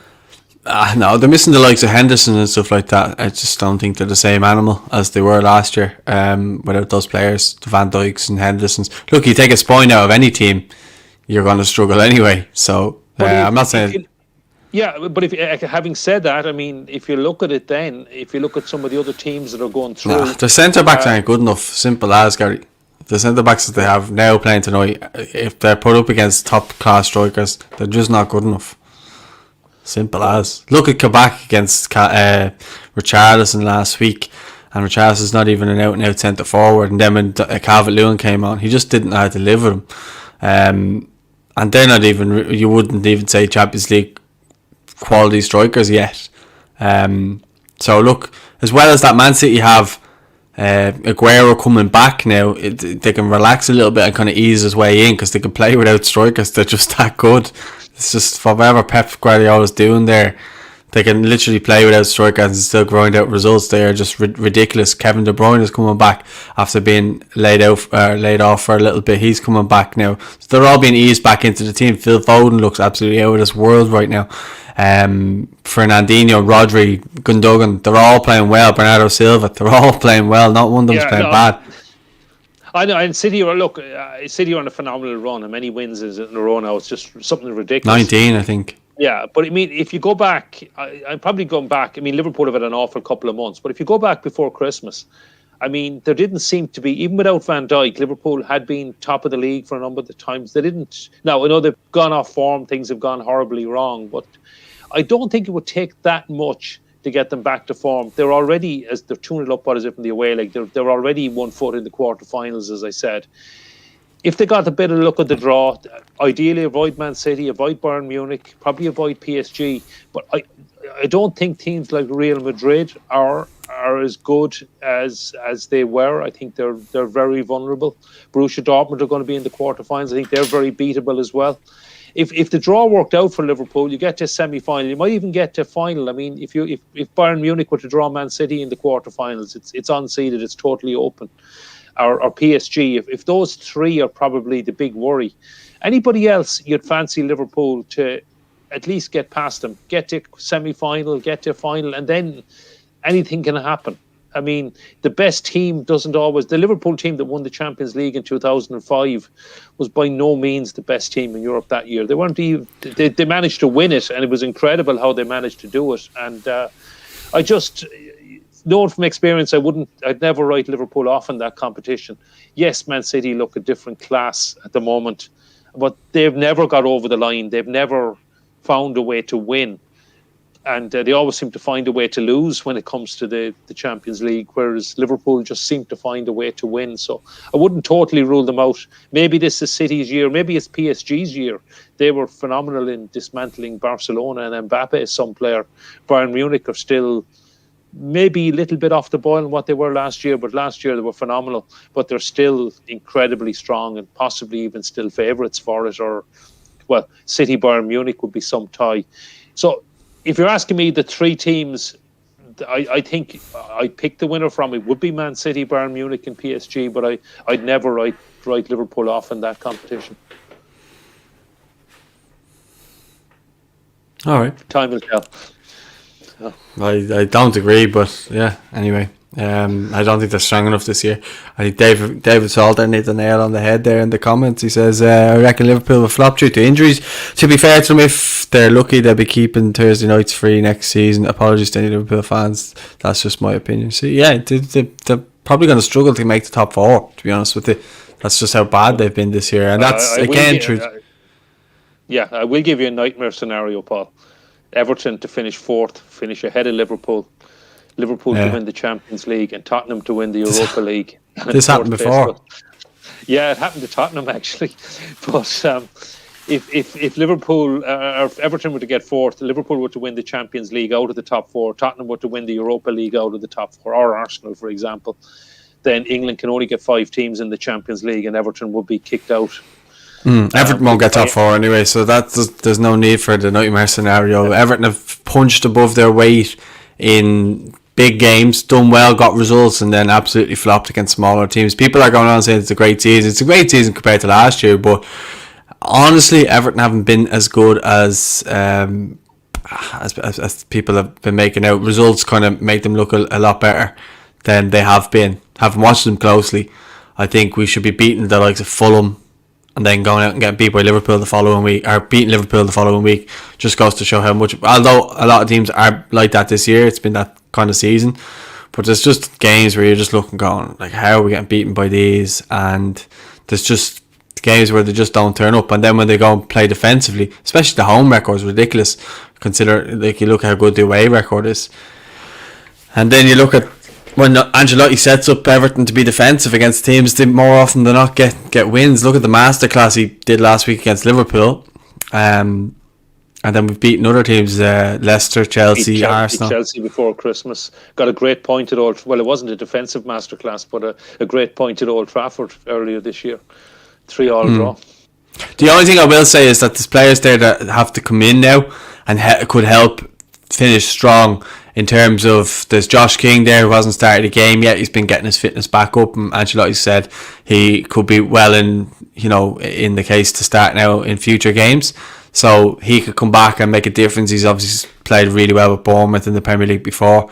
If he can get back to that form, he could be a real bonus for Everton in terms of adding goals for fighting for a European spot. Then you have Alan to come back as well, Dominic Calvert-Lewin to go back to full fitness. So there's signs there that things are looking up at the moment. I want to hope that Seamus is still starting games and stuff like that, obviously coming into March. And obviously Everton doing well and Seamus doing well, but bodes well for Ireland. So long may that last, Yeah, it's great to see Seamus getting some game time recently, and you still have the FA Cup at Everton as well, so you never know. That's against City though. Yeah, and that'll be very, very tough. The City will have... City have the League One effectively. Whatever faint hopes. I think United didn't even try and win today. I think they were just happy to... And Leicester failed to win today as well. So, City are just pulling further and further clear. They will have very much an eye on the Champions League. So you never know. You might catch them on a bad day, but you have to fancy City to win in the FA Cup quarter-final. But you never know. I wouldn't rule out top four. I think top four is open. I don't think there's any standout sides apart from Man City in the Premier League. And if anyone was to go on, West Ham are still in fourth place. I think they're still in fourth place ahead of Liverpool even after tonight. Just check that. But they will be. They'll still be a point clear of Chelsea and 2 points clear of Liverpool even after this. I don't think West Ham will end up in fourth, but it's been some phenomenal run by them as well. David Moyes, hats off to him, an incredible job. Everton, if Everton win tomorrow night, next two games, and then win the game in hand, they'd actually be fourth.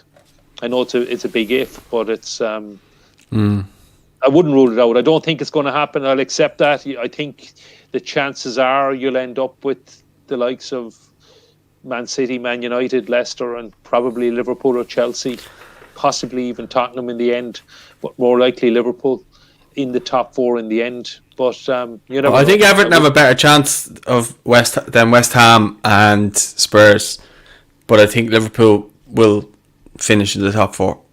That's what I think. I think Everton top six is a good season this year. Yeah, and Europa League then, Europe next season.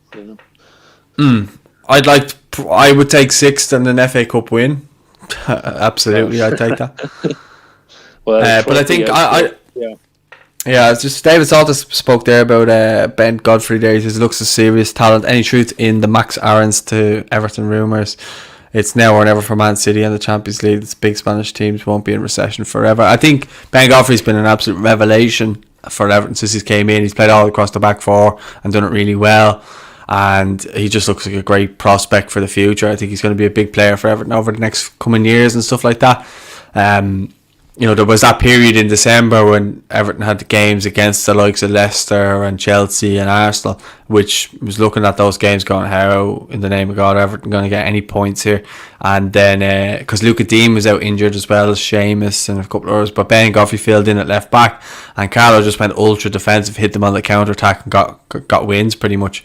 Ollie Burke there with a miss, but Max Aarons, I think Everton are looking at a right back to come in now for a world class right back who's going to be kind of young and full of running and stuff like that. Seamus is what Seamus is, and I think if you're playing in a deep formation and you want teams to break you down, you want Seamus as your right full that sense, but you don't want him as a bombing on right full, because he just can't get up and down as much as he used to. If prime Seamus Coleman was in this Everton team, it would be absolutely brilliant, because I think he's exactly what Everton need right now, but he's just not that player at the moment, and Max Aarons could be the one that comes in. But yeah, I think the more we talk about Everton, the more the numbers are dropping in terms of the viewers, so we might move on from them. All right. But if you want to talk about prime Seamus, how good prime Seamus was for Everton, he was brilliant, and that's when Everton were getting into Europe and stuff like that. And he was scoring under Martinez. He was scoring serious amounts of goals and stuff like that. Then he went to the Euros, done really well. Came back, and then it was the leg break, wasn't it? I still don't think the leg breaks affected him as much as people have made out that he'll never play top level again. He's came and shown he can do that, and he did do that, and he done well for Ireland as well. And then Mick had a really good defensive record and stuff like that when Seamus was captain. So I think the only bad game I've ever seen him play is. See when we start talking about Ireland to get the numbers going back up. But I think the only bad game he played was the Switzerland game. The away game, yeah. I think that's the only bad game in 10 years I've ever seen him play for Ireland. Okay.